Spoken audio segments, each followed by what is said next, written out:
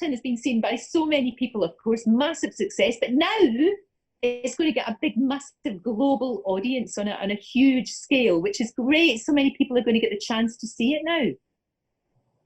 Yeah, here's the part that I can't wrap my brain around yet, is that so many people have seen this. We have 5 touring companies, we have the UK production, and more people will probably see it on July 3rd, 4th, and 5th than will have seen it in the previous 5 years. That's the craziness of scale between theater and film, but that's also why it was important for us to film while that company was still in the building in its first year, because we wanted to capture that, and I feel very lucky that we did. Was it as simple as just kind of filming the stage show, or will we get to see a little bit more than that? Well, basically, you're getting an independent movie. We shot a Sunday matinee with cameras in 6 positions out in the house and cameras on the side of the stage, above the stage, behind the stage. Then audience leaves. We continue to film close-ups and steady cam shots all night Sunday. We film 11 numbers in steady and close-up all day Monday on our day off. And then we continue to film as many close-ups and special shots as we can before we film one more live show on Tuesday night with the cameras in different positions. So we got a ton of coverage, but basically it was a 3-day film shoot within the regular schedule of our 8 shows a week. I don't recommend it for rest, but I'm very glad we have it. Oh, and are you in it? Are you going to be doing Hamilton? Is that right? I'm Hamilton. Yeah, and all the original principals are there. We have a couple of ensemble members who left within the first year, but it's that first year's cast. Wow, I absolutely loved it. I was lucky enough to see it in London, and you had me at the first line about him being a Scotsman, obviously. Yeah,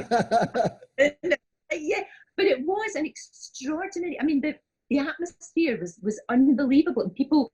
I know people always talk after a show, but the noise of people talking and the debate went on. You know, the conversation went on for days, for weeks, and it's so timely then, and even more timely now. Well, yeah, it's really interesting to see, you know, the thing that's happened with Hamilton is the thing you always hope happens with one of your shows, which is everyone leaves and tells 10 people about it. And that's the kind of thing of ad campaign can't buy, but everyone needs to process it. And because there are so many words in it, just the sheer verbiage in it, I think that rewards repeat viewings. I originally pictured this as my Jesus Christ Superstar. I was writing a hip hop concept album in my head, and I thought you'd be able to rewind it because you're listening to a CD. And that shows how old I am. I'm still thinking in CDs. But, you know, the fact that I wrote it with that in mind actually, I think, made it a much richer theater experience because people go back and see new things. And I still see new things in it when I watch Tommy's incredible movie of the thing. See, that's what I'm really looking forward to seeing it again. You know, we can obviously see it on Disney Plus, and we can see it again, and we can stop it and rewind it and look at these amazing. I don't know how you do it actually. I don't know how, first of all, how you remember all of those words, but it's not so much remembering the words, it's the rhythm, isn't it? It's because it's like Shakespeare. If you mess it up, you can't get it back, really. It's quite hard to get it back, isn't it? You got to just, yeah, sometimes the train leaves without you and you have to get back on the train. And it's happened to all of us. I mean, it was easier before the cast album came out and everyone knew all the words to the show. I remember towards the end of that first year performing in the show, if I'd mess up, and I messed up every night. I don't think I ever had a perfect show. I'd see the tweets on the lyric I messed up that night because, you know, the front row became an audience of teleprompters of just everyone sort of singing along while they watch. So it's been very surreal. And what I loved about it as well was that I remember in London, Prince Harry went along, and of course George III, his great grandfather, great grandfather, yes, exactly, and he loved it. I mean, in the theater named after his second great grandmother too. We're also at the Royal Victoria Palace Theater, so all the connections. Surreal.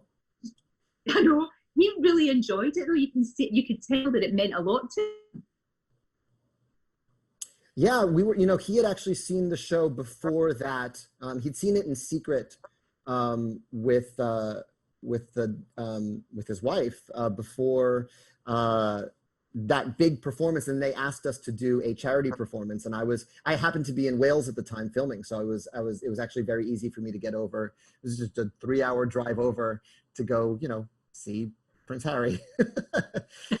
So it was that was a very surreal night. And then he actually sang a couple of the lines, I know. which he didn't even have to. He just went, "You say," and that's all he needed to do. And he knew international headlines would happen just from him doing that. So that's one of those nights I still.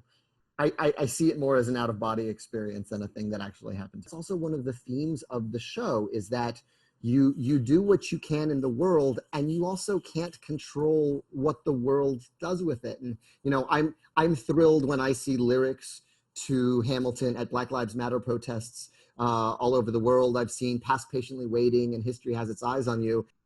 No, exactly. You have no, the applicable lyric is, "You have no control who lives, who dies, who tells your story."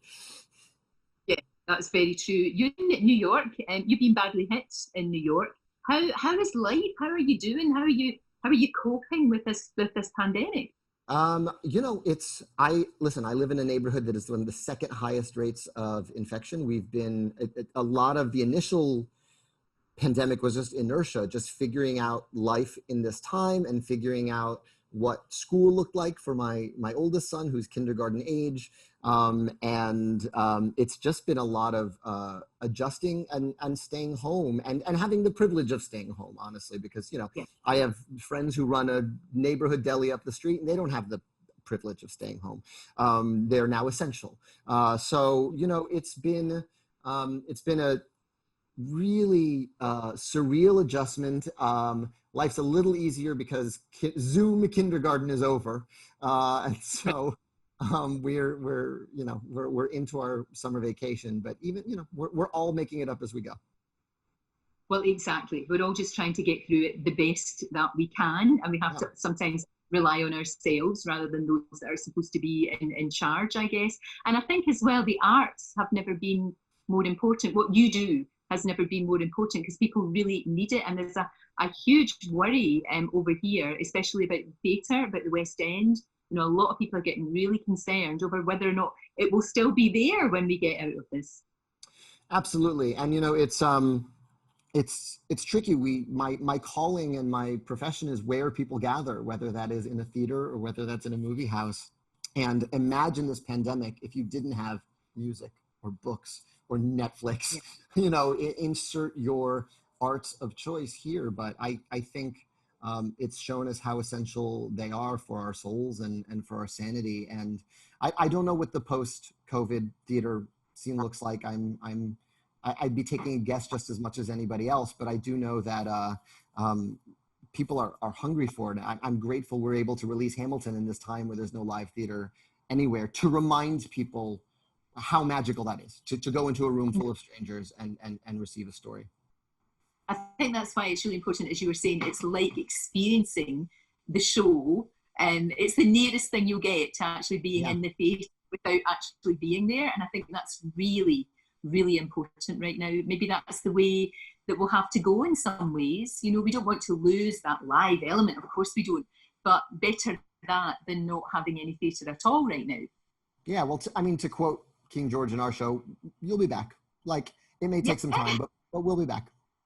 We absolutely. I'm optimistic about that. I know how theater's like one of the oldest art forms, and even if the robots take over, we'll still gather in the dark to hear stories. I'm not worried about us. It may take a new form, and we'll see what it is. No, that's very, very true. But what a career you are having! All of the different things that you do, writing, producing, acting, all of that. We saw you in Mary Poppins. We've seen you in so many things. Can I just say personally, for me, you and Curb Your Enthusiasm was hilarious. I mean, isn't that one of the best shows ever? I'm rewatching it all again because I just need it at this time. I'm a huge fan, and I'm incredibly grateful to Larry because he actually shot around Mary Poppins. He had this idea for he's got such an elevated position that it's basically like when he has an idea, HBO gives him the cameras and he just makes it. That's how that greenlighting process works. And he pitched me the entire season over a 10-minute phone call. And I said, that's great, but I'm in London for 7 months.